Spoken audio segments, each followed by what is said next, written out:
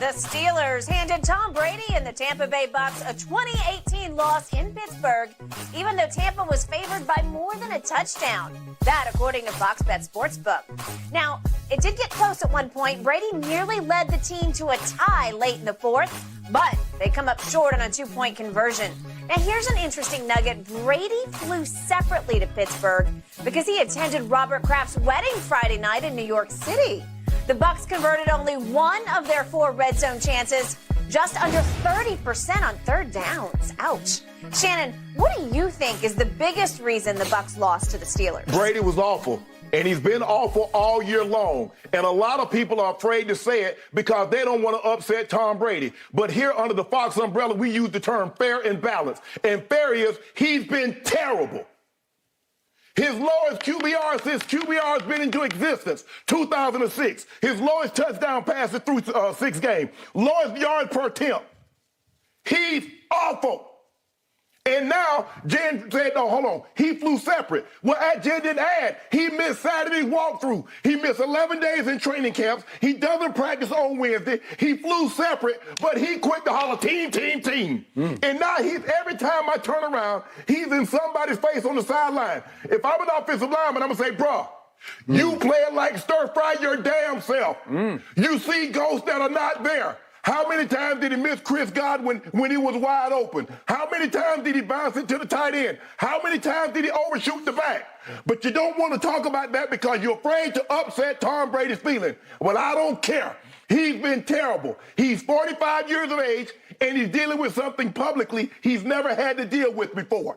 That is what's going on with Tom Brady. Mike Evans ain't going to be happy about only getting 4 targets either, but that's none of my business. I don't even know why I brought it up. Every time I turn around, he's on guy, you're so much better than what you're playing. Are you any better than what you playing, bro? I don't know if somebody need to give him a mirror or let him watch the tape, but he's been terrible this year, and you know it and you won't say it. But I will. I'm going to stand on it because you know what? I got the numbers to back it up. A team without their top 3 corners, without one of the best 2 or 3 best safeties in all of football, a team without one of the best defensive players, 2 or 3 best defensive players, and you can't get but 18 damn points.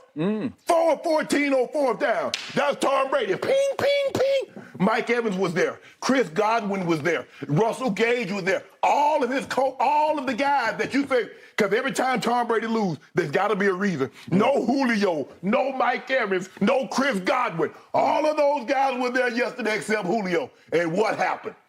He looked hot mess. You know it, and I know it. And I want these guys, these beat writers, and I want everybody that's covering Tom Brady, call it like you see it, like you do for everybody else. We're not trying to take what he's already done. He has those 7 Super Bowls. He's won 6 of them with game-winning drives. But that ain't got nothing to do with how he's playing right now. He's playing like some straight-up landfill. Not trash, landfill where they take all the trash out. So that's why they lost. So let me get this straight from the Hall of Famer, Shannon Sharpe. I'm not in the Hall of Fame, but for 6 straight years on this show, you have tried to send Tom Brady home. Now, okay? Is it time for him to go home? Is it time for him to go home? I need it on the record. I need it right now. No. We got to go bigger picture. No, we don't. You're saying Let's he's awful. Let's talk about this. See, what you always do. You always try to shift. Go big picture. Go to yesterday.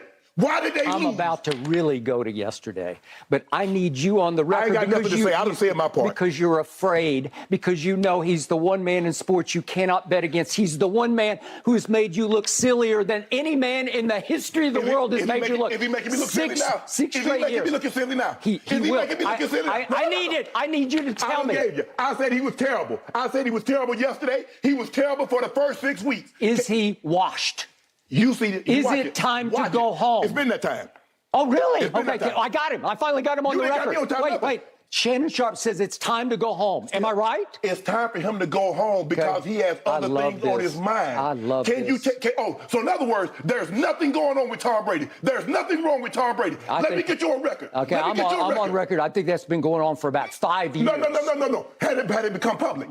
Remember, video changes everything. When things become public knowledge, it changes everything. So now I want to get you a record. Is there anything going on with Tom Brady? Yes or no? I don't know. Now you don't know. Neither do you. Now you don't know. know. Neither do Now you. you don't know. Okay. Yeah. Okay. Now you don't know. So I'm going to remind you that during the pandemic year, when somehow Tom Brady righted the ship and went on to win the Super Bowl, they lost on a Sunday night at home to their arch rival New Orleans Saints at home 38-3.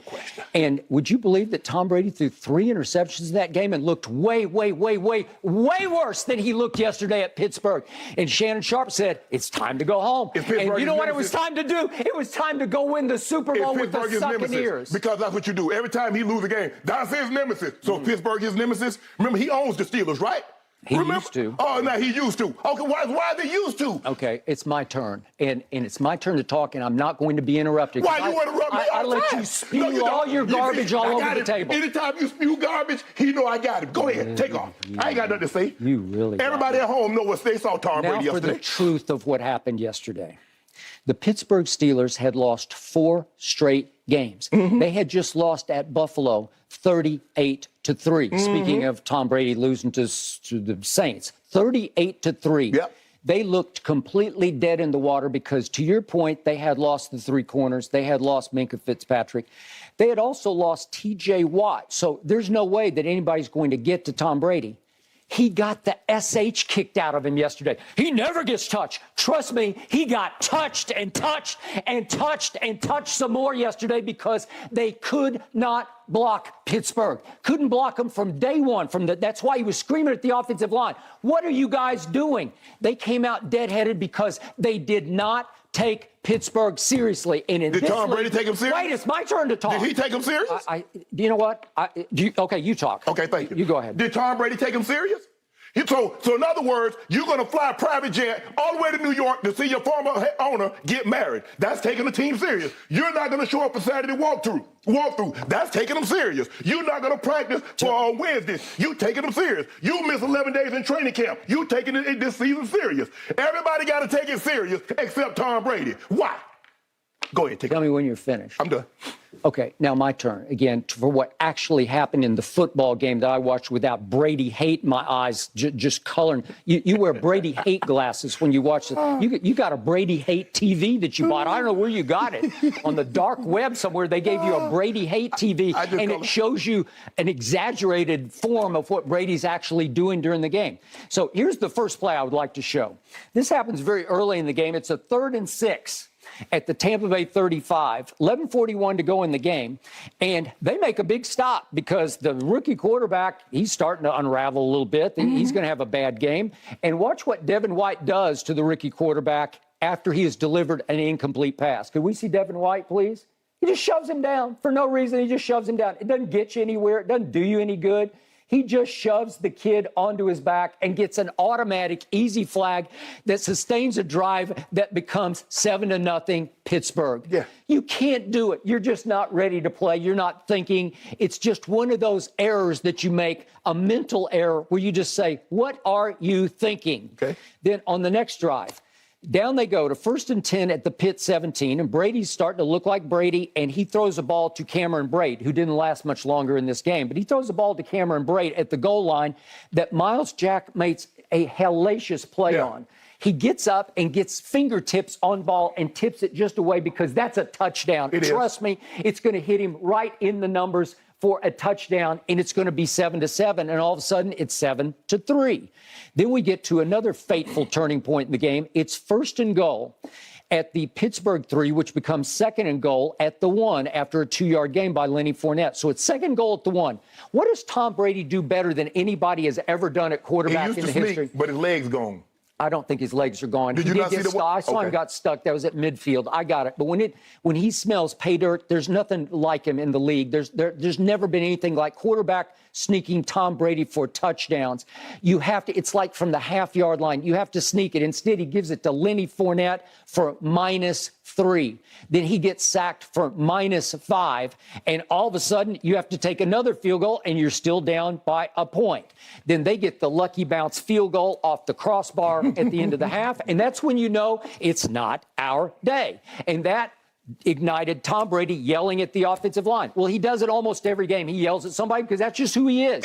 And more so now, Skip. He didn't used to do this. He didn't he yelled in New England, but not every Every game now, there's not one game this season in which Tom Brady hasn't lost. Well, he's galvanizing the team. He's motivating the team. That guy's a great leader. That's not what they say when other guys start yelling, but that's neither here nor there. Remember, he has a rookie left guard. He has a center who had never played center before this year, Robert Hainsey out of Notre Dame, who was drafted in the 3rd round to play either right tackle or right guard, and they stuck him at center, and I think Brady's having a hard time with him because he's not being able to hold the fort down in the middle of the line. So in other words, Tom Brady's the only guy that has an influx of offensive line. He's the only guy. So it's going through this. Of the 32 starting quarterbacks, only Tom. Obviously, he's 45 years of age, and he can't get hit like he got hit yesterday because he's not going to last much longer. Whoa. You're going to be right because Father Time's going to punch him right in the mouth. Well, Skip, so when did Tom Brady realize he was going to turn 45 during the season? Well, he just needs to be protected better than he was in the first half. Well, the officials doing the best job they possibly can. Okay, so now, opening kickoff of the second half, that Sims kid for Pittsburgh takes it and goes 89 yards right up the gut. You can't do it. Against an underdog, a hopeless underdog at Pittsburgh. The crowd's going to go crazy, and all of a sudden they're going to get another field goal, and you're going to be down 13-9. You should have been down a touchdown. Jamel Dean got on his horses and went and got him. Mm-hmm. He did. It was sweet. Jamel Dean saved it. That was 4 points. Jamel Dean is a pretty big corner, and he can flat fly. Yeah. I was highly impressed by that. That saved 4 points. I give you that. Now, here comes the GOAT, and he is the unqualified GOAT. Here he comes, and if I could show you a throw he made to Chris Godwin, who you said he threw him 12 balls, he only caught 6. This is a 28-yarder. Okay. This is with 11:33 left in the 3rd quarter. This is a GOAT throw. I don't care what you say. That's big time. That's Tom Brady at his greatest, still at age 45, and he throws it into a very tight window. Yeah, he back-shouldered him, Chris Godwin. Hit him, and that was a big throw that I thought, okay, maybe they're going to get back in the game. But they take it all the way down to 1st and 10 at 13, and they have a false start. And then they have an eligible man down the field, and they wind up with another field goal. Yeah. And you can't keep doing it because you're going to lose. If you go into the red zone 4 times and you come away with 1 touchdown, you're just going to lose at Pittsburgh. That's been the MO the whole season. All right, okay. And then, if I could show you I'm going to get to Trubisky in just a moment, but if I could show you another throw that Brady made, this is the 17-yarder to the rookie Otten. It's 3rd and 4 at the Tampa Bay 45, and he's coming. Okay, that was a sweet throw also. Yeah. That's on the button, tight window, well covered between 2 defenders, and he hit him, and he stood strong in the pocket. That ball's got some juice on it. And then Lenny Fournette takes it home. Good throw for the touchdown from 11 yards, just a little swing pass, and it was all Fournette. He didn't run the ball very well, but he caught it very well as usual. Okay, so then that leads to the 2-point try to Godwin, and I will give you this. I don't think Brady made a great choice on this play to Godwin because Devin Bush has... He fooled him, Skip. He's covered it. Yeah, watch what Devin Bush does. Yeah. He pretends like he's going, I got you. He takes a couple of steps to the tight end, and then he... And he got a hand on it. Yeah, Brady never saw him. He never saw him. And I think it would have been a catch. It looked like it was on target, but Devin Bush got him. And I don't know if it was the best choice on that throw, but whatever. It didn't work, and all of a sudden, they're still in trouble. Now, here's the catch to this game. Here's the catch-22. It's just like the Dallas game. In the end, Brady needs the defense to rise up and save him, as it has many times in the past, because they're really good, or so I thought, on defense. Would you believe they let Mitch Trubisky convert 4 huge 3rd downs at the end of the game? Those 2 third downs. You just can't do it. But I think we have them all in a row. It's 3rd and 13, 3rd and 6, 3rd and 15, and 3rd and 11. If we could see these in a row, here's the big one, 3rd and 15 on the out route. I don't know what Carl Davis was thinking. I don't either. It's just huge. This is Mitch Trubisky. That's just wide open. That's just silly.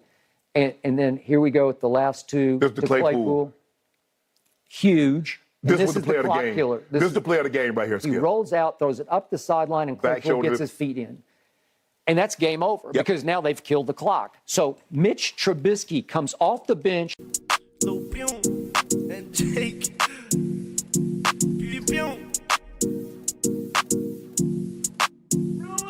I kept the style in the face. like I'm always straight. I got the diamond that shine like the lemonade. These bitches crying like I say, ain't no time to waste. You always lying like a race, right back in your face. You always crying like a bitch, yeah, you better pray. No better time for me, I'ma be a great. These checks I'm signing, that's great, you should change your way. You want someone and I hate the way you show your face. Off-white kicks got them danced stock.